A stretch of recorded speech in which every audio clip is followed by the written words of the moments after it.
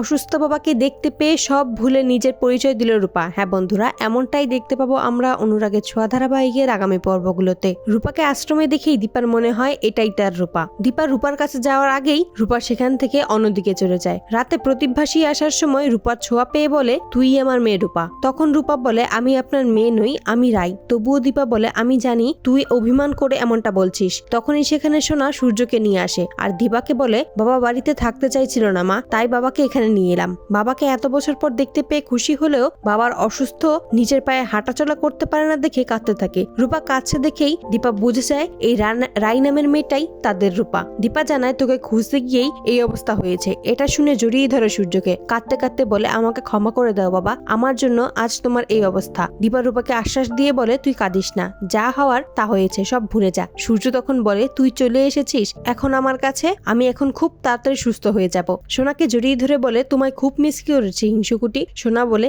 আগে কেন ফিরে আসনি? যদি খুবই মিস করেছো, তোমার জন্য কত বছর অপেক্ষা করেছি, আমাদের ছেড়ে আর কখনোই তুমি চলে যেও না। তো বন্ধুরা, তোমরা এটাই তো চাও যেন এভাবেই অসুস্থ বাবাকে দেখতে পেয়ে নিজের পরিচয় যেন দেয় রূপা? কমেন্টে জানাও।